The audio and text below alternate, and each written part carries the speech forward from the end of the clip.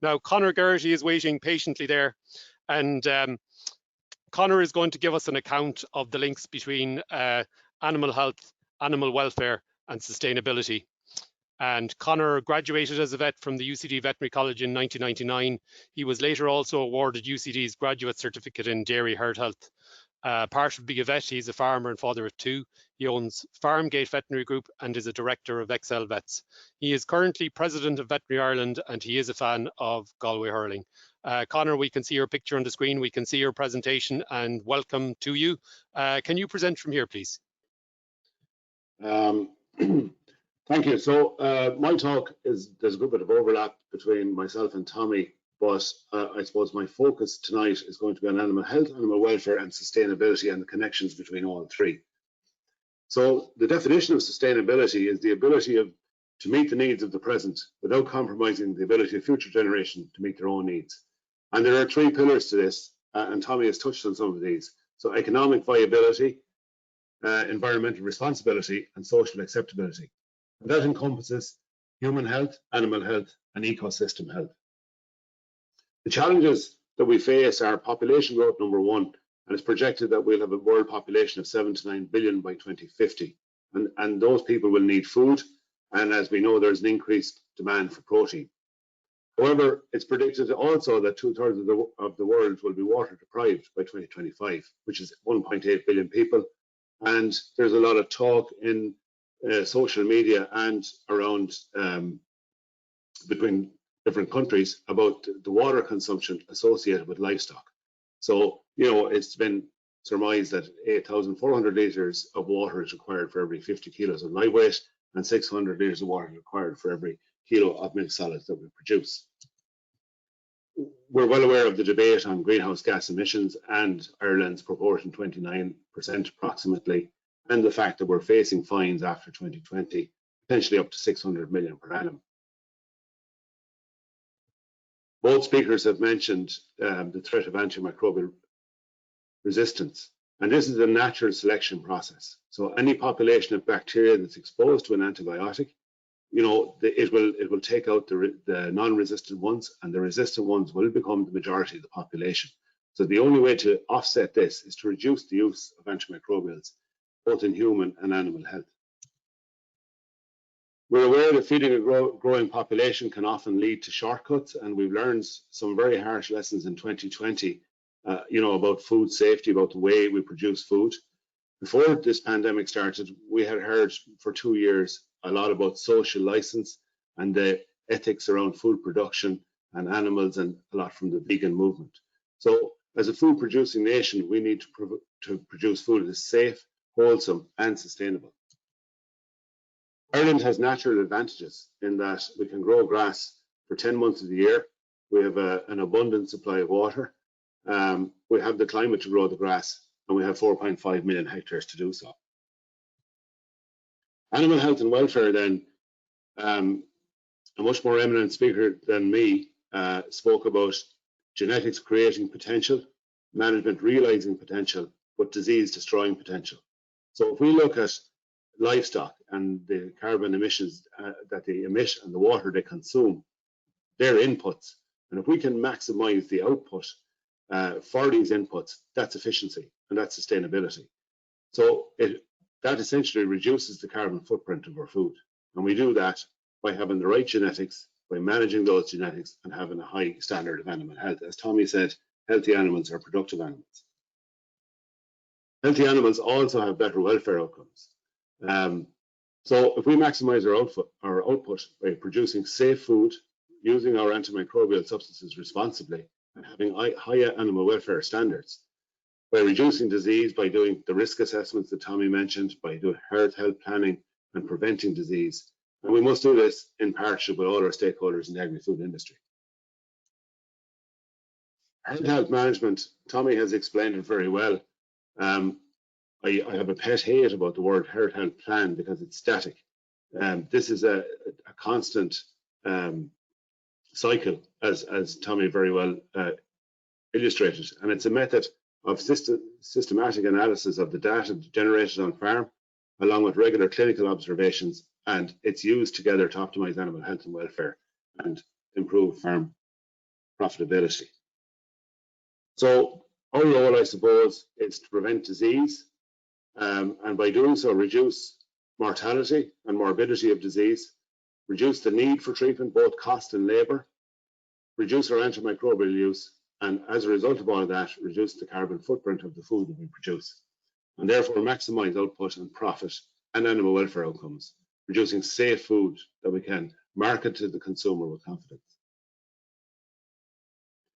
The next question, I suppose, is have we the tools to deliver this? And I think Ireland is well placed. So first of all, with regard to databases and traceability, we're probably second to none. We have the AIMS database and Animal Health Computer System. We also have ICBF, which is the envy of most food producing countries. With regard to private veterinary practitioners, the map on the right is an illustration of all the food animal vets that have completed further training with AHI, which is approximately 55% of vets in Ireland. So we have national coverage of food animal vets ready to serve the farming community, which other countries wouldn't have access to. Approximately 20% of our food animal vets have completed a level 9 qualification in UCD, and others in the UK that we haven't exact numbers for. Animal Health Ireland, the Minister mentioned earlier, you know, it's been 10 years approximately since Animal Health Ireland was set up. It's been a fantastic initiative, and you know, there has been some comments about the slow progress of BVD, but I'm long enough in practice to know what happens when BVD enters herds and the devastation it causes. So, I mean, we're looking at 2 years out from eradication, and I think it's been an achievement. We also have Chagas, a national research body, and for the first time in the last Rural Development Plan, animal health and welfare was mentioned, which is a positive development. Just a word on the future of prescribing, which is something that's topical because we have a new regulation coming in, will be enacted in 2022. And I suppose when we look at anything like this, we start about look at where we are now and where do we want to be in the future and how do we get there and who has to do what and how are we doing at the moment. So just to look at where we are now, the usage of antimicrobials in Ireland has been fairly static from 2011 to 2017, even 2018, and 2019 figures were released this week, and there's a slight reduction. So I suppose we can be happy that we have some behavioural change, albeit the spring of 2019 was exceptionally good. In Europe, we're probably mid-table, but compared to the UK, they have made substantial reductions in antimicrobial use over the last 4 years and have passed us out very significantly. With regard to AMR or antimicrobial resistance, by 2050 it's projected that AMR will account for 10 million deaths per annum in the EU, and that will surpass cancer at 8.2 million. So that's a serious thought if we think about that.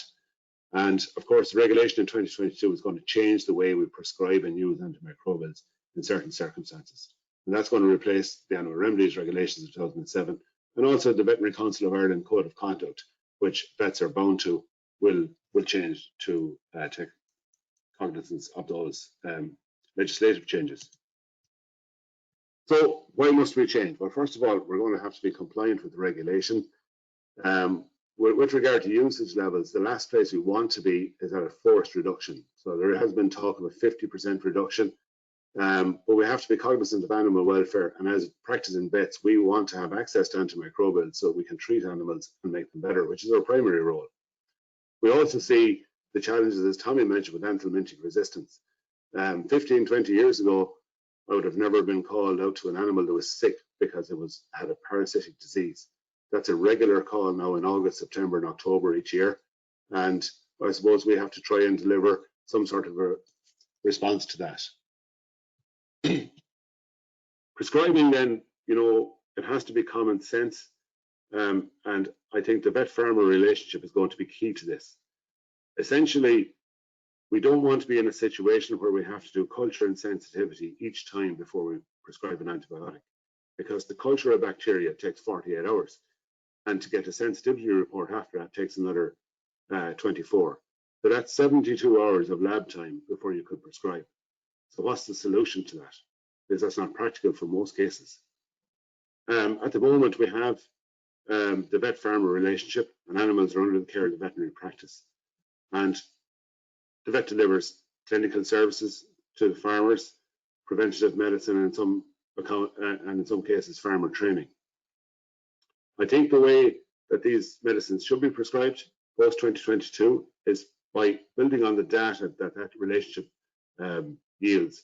So as your vet does your clinical visits and your risk assessments and herd health planning, also taking samples, doing some postmortems or looking at postmortem reports, and taking culture and sensitivity here and there along the year to build up a bank of knowledge that can be used by the vet's professional judgment and being accountable to the regulatory authorities to prescribe in a responsible way.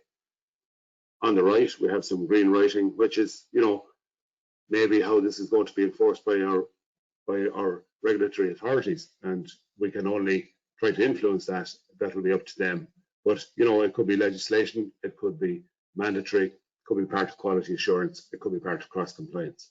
But I think as a food producing nation, we need to look at our reputation. We probably need a culture change and behavioural change.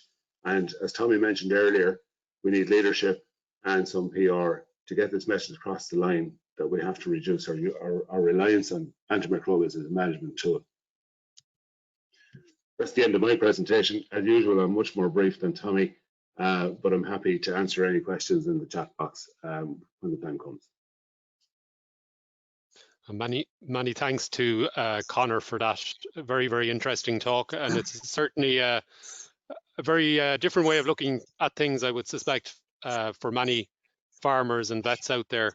And I would say that, I suppose, it's just an example of how we all have to start thinking about the outputs, the outcomes in our farm, or the outcomes that our farms generate, besides just the products we produce. Like productivity and performance are always going to be important, but there are other things which are becoming important now. So thanks to Conor for those words anyway.